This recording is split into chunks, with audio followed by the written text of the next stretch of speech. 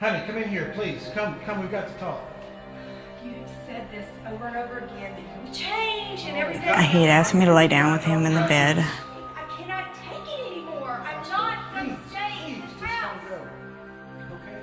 And he reached over and grabbed the gun and put it on his stomach. And he kicked the safety off, and when I realized what he was doing, I tried to grab the gun.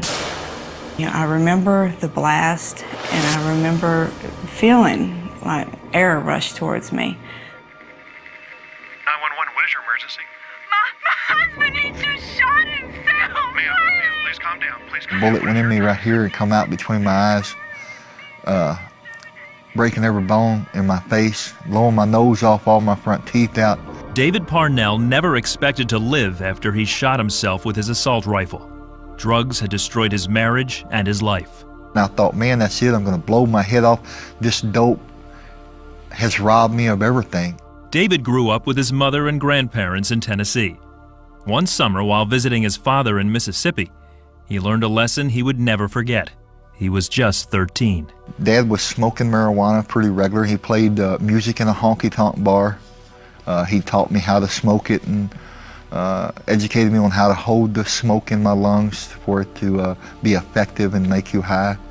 And that was really a turning point in my life, I believe. As he grew older, he began using cocaine and speed. Then he discovered methamphetamine. From the first time I tried it, I knew that was going to be my drug of choice. After one failed marriage, he married Amy.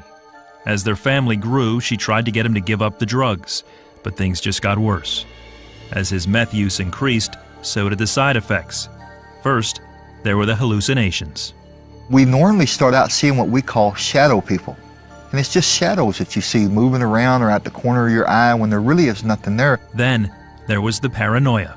As the addiction gets worse and worse, you become so paranoid. You think that you're seeing stuff. You think everybody's out to get you. You're hearing noises and voices. And I was paranoid of my own wife and my children, my mother. David nearly shot his mail carrier, thinking he was an undercover policeman.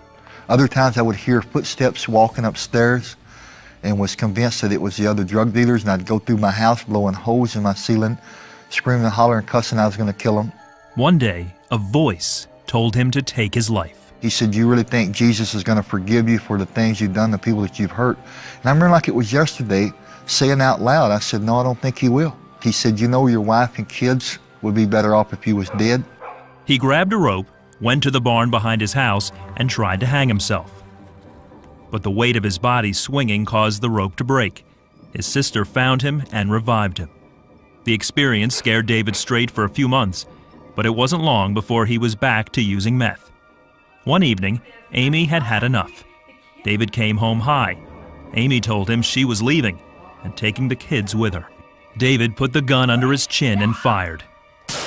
The wounds were so severe that he coded several times in the ambulance on the way to Vanderbilt University Medical Center. During that time, he caught a glimpse of hell. It sounded like a million people screaming in agony. And I looked up and I realized how dark it was. And I've never been afraid of hardly nothing on this earth, but that scared me so bad that I felt like I was going to explode from the inside with a bomb. David cried out to God. When he did, he saw an image of Jesus. I was looking at him, I felt like a little kid. I was just terrified and shaking, it felt like. And all of a sudden, he smiled. All the fear left me. I knew I wasn't in the same place I had been. While at Vanderbilt, he drifted in and out of consciousness for several days. He would write things down on a tablet that we gave him, and he would write things like, "Jesus loves you all, and I'm so sorry, and I was bad, but now I'll be good, and I want to help other people." David spent several weeks in the hospital. During his recovery, he asked God to forgive him for the pain he caused his loved ones, and he invited Jesus into his heart. Since then, God has restored David and Amy's marriage.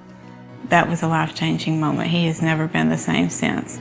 I don't even know if you would describe what we had before as a marriage, but now it's a marriage, it's a family, it's two people working together to serve the Lord and raise a family to serve the Lord.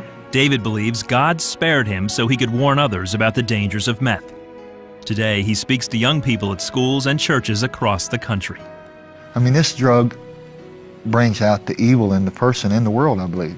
For a lot of kids, they think, well, hey, if this guy hadn't have shot himself, he would still be on drugs. When the truth is, if I hadn't accepted Jesus into my heart, I would still be on drugs. It didn't matter about the shooting myself. I could have shot myself, went home as soon as I felt better. I'd have been right back to using. I know that.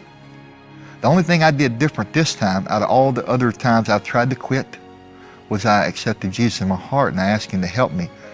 I didn't think there was no forgiveness for me. And I realized today, there's always forgiveness.